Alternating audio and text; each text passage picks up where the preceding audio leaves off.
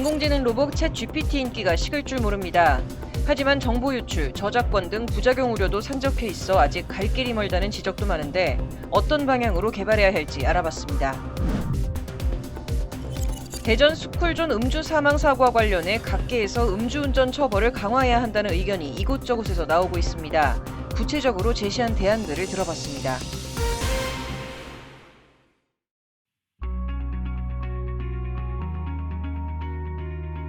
시청자 여러분 안녕하십니까? 로포커스 시작하겠습니다. 요즘 물어보면 척척 대답해주는 인공지능 서비스가 주목을 받고 있습니다. 바로 챗 GPT인데요. 궁금한 걸 실시간으로 대답해주니 특히 산업계에서 각광을 받고 있습니다. 하지만 한편으론 위험 요소가 될 수 있다는 우려도 나옵니다. 주요 정보 노출이나 저작권 문제를 해결할 대책도 있어야 하는데 아직 관련 법안도 없는 실정입니다. 편리한 만큼 위험한 인공지능, 어떤 방향으로 개발해야 할까요? 자세한 내용 석대성 기자가 전해드립니다. 저 3년 정도 됐습니다. 3년 정도 되시고 혹시 직종은 어떤 직종이세요? 법률 쪽이요. 법률 쪽이요? 네. 아, 이런 거 혹시 들어보신 적 있으신가요? 아니요, 잘 모르겠어요. 시스템이 나왔는데 이런 거에 대해서 좀 어떻게 생각하세요? 좋은 것 같아요. 네, 뭐 요즘 많이 화두가 돼서 뭐 신문이나 뉴스로 단어 정도는 인식하고 있습니다. 아직 이제 실생활에 적용이 되거나 이런 거는 피부로 와닿진 않는 것 같고요. 그런데 이제 그런 패러다임 시프트가 이제 단번에 오는 거니까 짧은 시간 내에 그런 것들이 학교나 이제 회사에 적용될 거라고 생각하고 있습니다. 챗 GPT, 빅데이터 기반으로 원하는 정보나 질문을 빠르게 답해주고 복잡한 계산은 대신 풀어주는 새로운 인공지능 기술입니다. 국내 챗 GPT 이용자는 추산 220만 명. 아직 사회 전반에 알려지진 않았지만 IT 업계, 특히 개발자 사이에선 인기를 끌고 있습니다. 프로그래밍 교육업체 멋쟁이 사자처럼 챗 GPT를 업무에 이용하면서 활용법을 교육하고 있습니다. 지금은 사실은 챗 GPT가 완전하다고 보기엔 좀 어려울 것 같아요. 근데 이 인공지능 모델이 계속해서 고도화되면서 사람들이 업무를 하는 데 있어서 삶을 사는 데 있어서 굉장히 활용을 되게 많이 할 거라고 생각을 하는데 저희들은 이제 이 인공지능 모델을 어떻게 하면 잘 활용할 수 있을지 어떻게 하면 이 인공지능이 내 삶을 조금 더 윤택하게 만들 수 있을지에 대한 고민을 사실 이 교육에 좀 풀어내려고 하고 있습니다. 외국 기업과 거래 때 영문 전자우편을 작성하거나 수강생 실습 결과물 검토에 사용하기도 합니다. 비즈니스 영어로 이메일을 작성하는 부분들은 굉장히 놀랍도록 정확하다라고 보고 있긴 하고요. 학생들이 실제로 코딩을 배운 다음에 이걸 실습하는 과정에서 내가 작성한 코드가 맞는지 아닌지를 판단할 수 있는 형태로도 많이 활용을 하고 있습니다. 디지털 시대 생존 대책, 대기업은 각오가 비장합니다. 포스코는 최근 강민구 부장판사 초빙 강연을 열기도 했습니다. 미래는 AI에 의해서 인간이 대체되는 것이 아니라 AI를 잘 쓰는 인간에 의해서 그거를 못 쓰는 인간이 대체되는 거예요. 음성 인식으로 말을 할 수 있느냐 없느냐 하는 거는 아날로그 구술 연습을 어느 정도 평소에 하냐 안 하냐에 달려가 있지 기술에 달려가 있는 게 아니라는 것을 오늘 포스코의 이번 행사 취지는 임직원의 디지털 마인드 혁신. 포스코는 새로운 시대를 대비해 나아갈 수 있는 자세를 정립하고자 일상생활 디지털 스킬 전문가인 강 부장판사를 강연에 초청했다고 설명했습니다. 입법, 사법, 행정, 삼권도 인공지능 시대에 대응 중입니다. 정부는 초거대 AI 경쟁력 강화를 위해 올해 3,900억 원을 투입하겠다고 발표했고 대법원은 스마트 법원 4.0 사업을 내년 적용 목표로 추진 중입니다. 대형 로펌에선 이미 챗 GPT를 쓰고 있는데 법률 상담 서비스에도 도입할 예정입니다. 사실 우리는 글로벌 AI 경쟁에서 후발주자에 속합니다. 우리 국회는 한편으로 인공지능 산업을 육성하고 다른 한편으로 인공지능 사회의 신뢰를 확보하기 위해서 여러 법안을 논의하고 있습니다. 최근 브래드 스미스 마이크로소프트 부회장 강연과 챗 GPT 시연 행사를 진행한 국회. 인공지능과의 발맞춤에 들어갔습니다. 챗 GPT 대답은 아직 엉성한 부분이 많지만 재계는 고도의 학습 능력이 단점을 빠르게 개선해 더 정교한 인공지능이 산업에 파고들 거라 판단합니다. 이런 인공지능의 발전, 인간에게 달갑지만은 않습니다. 지난달 미국에선 챗 GPT 업그레이드 모형 GPT-4가 변호사 시험을 합격해 주목받으면서 법조계 위험 요소로 부상했습니다. 변호사 올 연말 되면 한국형 GPT가 나오는데 법조 그게 나오면 사건 개요를 쫙 말로 하면 소장 준비서면 답변서를 얘가 다 써줄 거예요. 그럼 변호사 절반은 일이 없어져요. 디지털 플랫폼 정부를 예고한 대통령실은 복지와 민원 업무 전반에 전용 AI를 투입하겠다는 방침인데 공무원 수가 대폭 줄어들 거란 관측입니다. 기밀정보 유출 우려도 나옵니다. 검찰사이버안전센터는 최근 조직 내부에 챗 GPT 관련 공지를 올렸는데 사건 번호, 개인정보 등 외부에 알려지면 안 되는 민감한 내용을 입력하지 말라고 당부했습니다. 챗 GPT가 이용자가 입력한 질문 정보를 학습하고 그 내용을 불특정 다수에게 제공할 수 있다는 문제제기입니다. 올해 초 미국 매사추세츠주 한 상원 의원은 챗 GPT로 개인정보 보호 관련 법안 초안을 만들었습니다. 한국 국회에서도 챗 GPT 열풍이 불고 있는데 법안 마련 과정에서나 축사, 연설문 작성에 이용하는 의원실이 늘고 있습니다. 한편으론 국회의원과 보좌진 자리도 사라질 위기라는 의미입니다. 챗 GPT는 아직 이외에도 여러 문제와 위험을 안고 있습니다. 새로운 형태의 답을 내는 이 과정이기 때문에 이 앞단에 있는 정보가 잘못된 경우에는 뒷단에 있는 결과값은 당연히 틀릴 수밖에 없거든요. 그래서 정보의 신뢰성 측면에서는 사실은 꽤 문제가 될 수 있다. 표절이나 지적재산권의 문제도 분명히 있을 것 같습니다. 이 챗 GPT를 통해서 얻을 수 있는 결과가 이미 누군가 만들어 놨었던 이 형태의 결과물에서 새로운 결과물을 조합해서 만드는 거기 때문에 미국과 중국은 이미 칼을 빼들었습니다. 바이든 행정부는 생성형 AI를 규제할 입법안을 검토 중이고 중국 당국은 생성형 AI 서비스 출시 전 안전평가를 받도록 규정했습니다. 한국은 자율점검표 정도만 있을 뿐 아직 규제가 없습니다. 정부는 일단 데이터 수집과 AI 학습, 서비스 제공 등의 전 과정에서 지켜야 할 개인정보 보호 원칙과 자료 처리 기준을 올해 상반기까지 마련하겠다는 입장입니다. 창작물의 정의는 무엇인가? 인공지능의 멋진 거짓말이 삶의 편의를 줄지, 문명 통제력을 상실시키고 인간 사회를 선도하는 괴물이 될지 관심이 쏠립니다. 법률방송 석대성입니다. 국내 최대 규모의 생명과학 분야 국제전시회인 코리아랩 2023이 지난 18일부터 오늘까지 나흘간 열렸습니다. 실험실부터 바이오 생명, 제약, 수질, 대기, 환경 등과 관련된 최신 장비들과 기술들을 한자리에서 만나볼 수 있었는데요. 그 현장에 직접 법률방송이 다녀왔습니다. 지난 18일부터 21일까지 코리아랩 2023이 열렸습니다. 코리아랩은 바이오와 제약, 식품, 화학, 나노, 신소재 분야의 신기술과 연구실험 분석장비 시장의 새로운 트렌드를 한자리에서 살펴볼 수 있는 국내 대표 전문 전시회입니다. 업계가 주목하는 세계적 선도 기업들이 참가한 가운데 국내 생명공학 연구장비 개발과 생산 중견 기업인 한일과학, 자이로젠, 자연과학 3개 업체도 전시장 한가운데에 부스를 마련했습니다. 국내에선 불모지였던 생명공학 분야 연구장비를 지난 1958년부터 60여 년간 꾸준하게 제조해오고 있는 한일과학은 센트리퓨즈라고 불리는 원심분리기가 주력 상품입니다. 원심분리기란 회전으로 발생하는 원심력을 이용해 성분이나 비중이 다른 물질들을 분리, 정제, 농축하는 기계를 말합니다. 어떤 물질을 시험관에 넣고 원심분리기를 고속으로 회전시키면 입자의 크기와 밀도에 따라 물질이 분리되는 원리인 겁니다. 먼저 화이트 블랙 컨셉의 세련된 디자인이 눈길을 끄는 원심분리기는 한일과학 제품으로 국내 출시 예정을 앞두고 새롭게 리뉴얼됐습니다. 이 장비는 최대 22,000 rpm까지 고속 회전이 가능하고 1000ml나 되는 대량 물질이 수용 가능하다는 게 한일과학 관계자 설명입니다.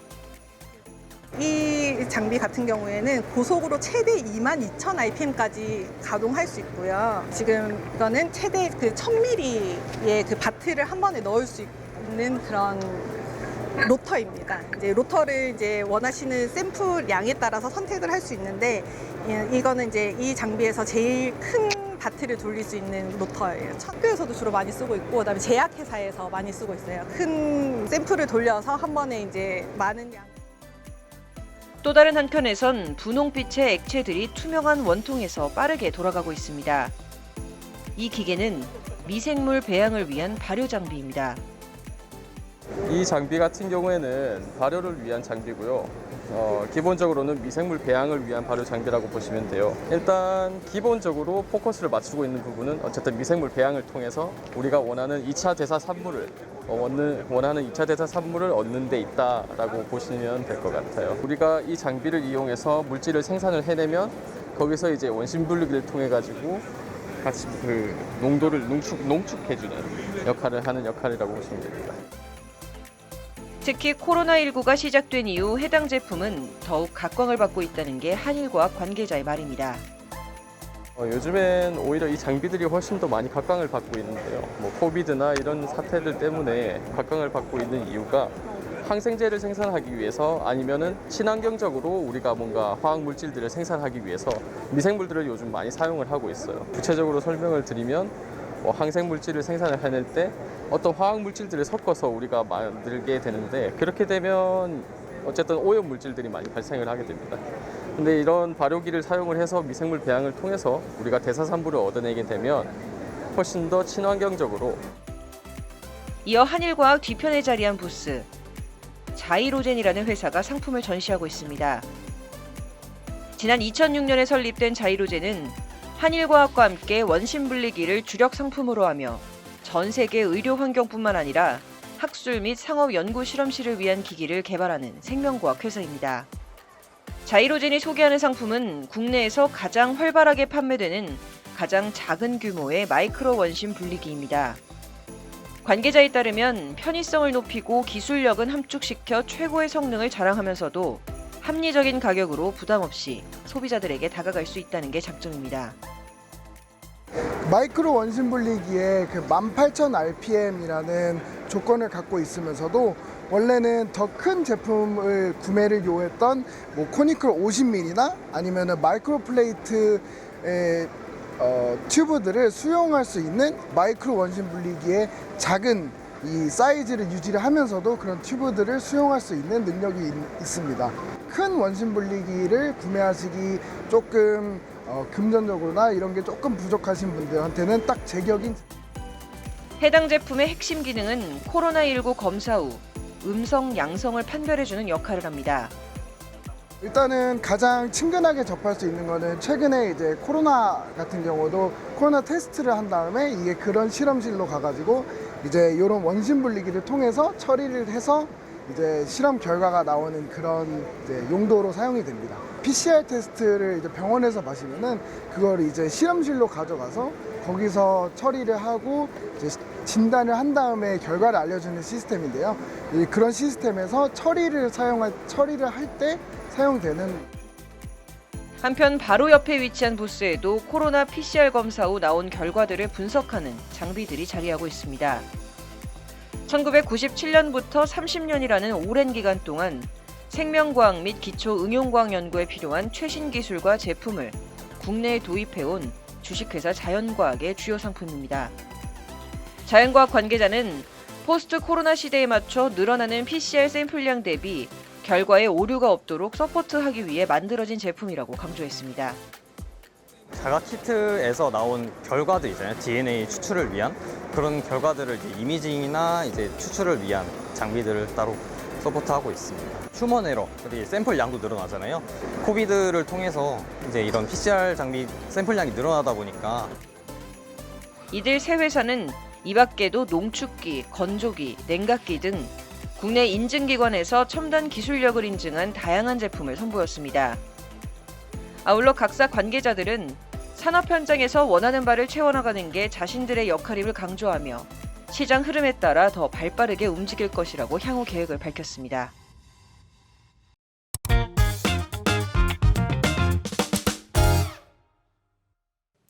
전문가가 말해주는 돈 되는 법. 직장인분들 중에서 혹시 4월에 받은 급여가 줄어드신 분도 있으실 것 같은데요. 많은 분들이 통장 입금 금액과 급여 내역서를 보고 깜짝 놀라셨을 것 같습니다. 그 이유는 4월 달에 지난 2022년 총 급여를 기준으로 건강보험료가 정산이 돼서 정산 금액이 추가로 차감이 됐기 때문인데요. 자, 그래서 이번 주에는 4월 달 건강보험료 정산 그리고 4대 보험료에 대한 모든 것을 한번 얘기해 보도록 하겠습니다. 변호사님 어서 오십시오. 변호사님 어서 오세요. 안녕하세요.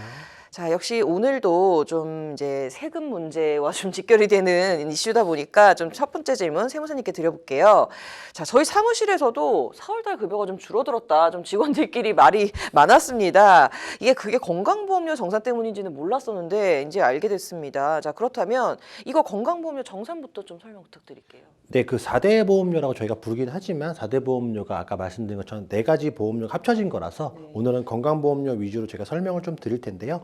아까 간단하게 설명드린 것처럼 22년도 총 급여를 반영하게 되면서 건강보험료도 정산이라는 제도가 있습니다. 매달마다 급여를 받을 때 내가 차감되는 큰 항목 중에서 가장 큰 게 바로 4대 보험료이실 텐데요. 4대 보험료는 월 보수라는 금액을 기준으로 신고를 하게 된다면 그 금액을 기준으로 1년 동안 납부하도록 되어 있습니다. 예를 들어서 내가 월 보수를 이제 500만 원이라고 신고를 했다라고 한다면 그 후에 내가 상여를 얼마를 더 받았던 거 간에 그 기준이 되는 월 보수 기준으로 매달마다 차감해서 납부를 하도록 되어 있습니다. 그래서 그 500만 원이 이제 2월 달 연말 정산을 하게 되면서 그 금액이 이제 기준 금액이 바뀌게 된다라고 말씀 좀 드릴 수가 있는 거고요. 즉 23년도 4월 달 이후에 차감되는 4대 보험료는 22년도 총급여를 기준으로 부과되는 것이고 이 금액을 기준으로 특별한 변수가 없다면 24년도 3월까지 부과되는 것이다 라고 설명드릴 수가 있겠습니다. 자, 그렇다면 2022년 총 급여가 이제 21년보다 그 지난 해보다 증가를 했다면 결국에는 4월 달에 건강보험료가 정산이 돼서 납부가 되는 구조인 것 같습니다. 자, 이게 급여에 따라 꽤 큰 금액일 수도 있을 것 같아요. 이거를 변호사님 한 번에 납부를 해야만 되나요? 네, 정산 금액을 최대 10회까지 이제 분할 납부할 수 있는 특례제도가 있습니다. 이게 이제 연말정산 보험료 분할 납부 특례제도라고 하는데요. 추가 보험료가 이제 9,890원 이상이라면 최대 10회까지 분할 납부할 수 있습니다.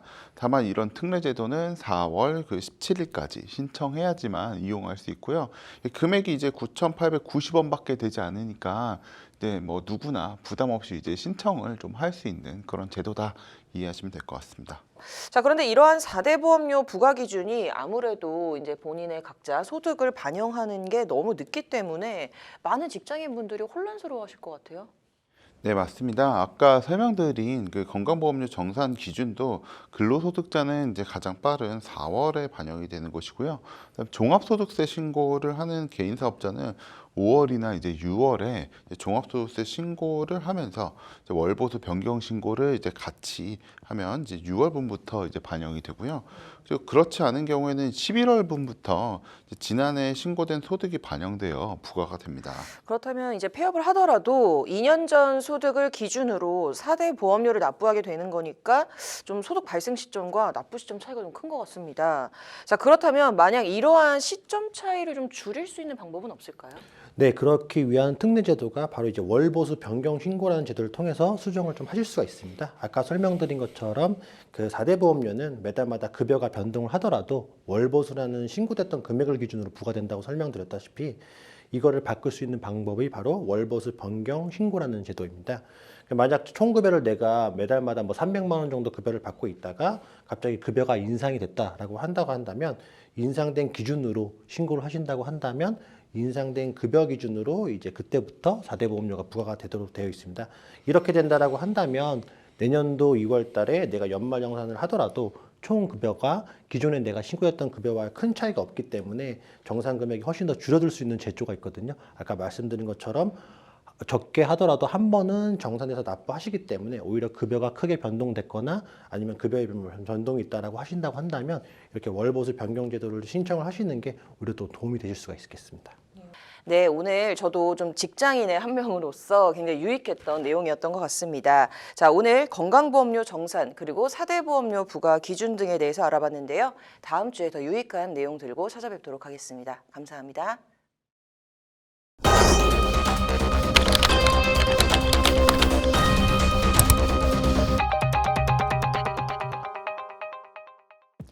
이번 주 핫클릭은 고 배승하 양 사망사고와 음주운전에 대한 얘기 해보겠습니다. 요 며칠 국민적 공분을 일으킨 한 사건이 있었죠. 바로 대전 스쿨존 참변입니다. 일단 CCTV 영상 하나 보시겠습니다. 해가 중천에 떠있는 대낮, 한 남성이 비틀거리며 건물 밖을 나섭니다. 서 있는 것도 힘들어 보이던 이 남성은 그대로 자신의 흰색 차량 운전석에 탑승합니다. 왕복 4차선 스쿨존에 진입한 해당 차량은 갑자기 중앙선을 넘어 반대편 인도로 돌진합니다. 당시 인도를 걷던 초등학생 4명 중 9살 배승하 양은 숨졌고 다른 아이들도 크게 다쳤습니다. 대낮 만취 상태로 운전대를 잡은 음주운전자는 60대 전직 공무원 박모 씨입니다. 이 사건을 계기로 다시 한번 음주운전에 대한 처벌 수위를 높여야 한다는 의견이 이곳저곳에서 나오고 있는데요. 이미 음주운전 처벌 기준이 강화돼 올해 4월 4일부터 개정된 도로교통법이 시행됐습니다. 사고 당시 방 씨 혈중 알코올 농도는 면허 취소 기준인 0.108%였다고 하는데요. 기준대로라면 방 씨에겐 면허 취소, 그리고 1년에서 2년 이하 징역 또는 500만 원에서 1000만 원 이하 벌금의 형사처벌이 적용됩니다. 하지만 방 씨는 피해자를 사망에 이르게 했기 때문에 처벌은 더 무거워져 도로교통법, 민식이법에 더해 위험운전치사상 혐의가 추가 적용될 예정입니다. 일명 윤창호법이라고도 불리는 특가법 위험운전치사상 범죄는 정상적 운전이 곤란한 상태에서 자동차 등을 운전해 사망에 이르게 한 경우 무기징역 또는 3년 이상 징역이 처해집니다. 다만 관련 법 개정을 통해 처벌이 한층 강화됐음에도 여전히 음주운전 사고는 이어지고 있습니다. 이에 각계에선 음주 교통사고에 대한 보안 입법에 대한 필요성을 강조하고 나섰습니다. 먼저 국회에선 악성 음주운전자 신상을 공개하는 법안 발의 움직임을 보이고 있는데요. 하태경 국민의힘 의원은 자신의 페이스북을 통해 현재 신상 공개의 기준은 범행 수단이 잔인하고 중대한 피해가 발생한 사건이라며 이번 배승하 양 사망 사건이 이 기준에 부합한다고 생각한다고 말했습니다. 또한 같은 당 윤창현 의원도 어린이 보호구역에서 음주사고로 인명피해가 발생할 경우 운전자 신상을 공개하는 법안을 마련해 발의할 계획입니다. 현행법은 살인이나 성범죄 같은 강력범죄에만 신상 정보를 공개하고 있는데 이번 개정안으로 음주치사도 살인에 준하는 중대범죄로 다뤄 음주운전자에게 경종을 울리겠다는 취지입니다. 법조계 역시 음주운전에 대한 양형기준 강화가 필요함을 강조했습니다. 교통전문 정경일 법무법인 LNL 대표 변호사는 음주운전 교통사고 근절하기 위해 사망의 경우 무기 또는 3년 이상 징역형 처벌할 수 있는 윤창호법이 만들어졌지만 실제 처벌은 약하다고 지적했습니다. 기본 유형의 경우 2년에서 5년, 가중사유에 해당돼도 4년에서 8년형에 불과한데 실제 8년 넘게 선고한 적이 없습니다. 참고로 같은 생명이 침해당한 살인죄의 경우에는 기본 10년형이 넘습니다. 가혹하게 처벌하자는 것이 아니라 현재 처벌이 약하니까 제대로 된 처벌이 필요해 보입니다. 음주운전 강력 처벌 여론 속 새로운 대처 방안으로 떠오른 신상공개 법안이 국회에서 통과될지 귀추가 주목됩니다. 이번 주 핫클릭 여기까지입니다.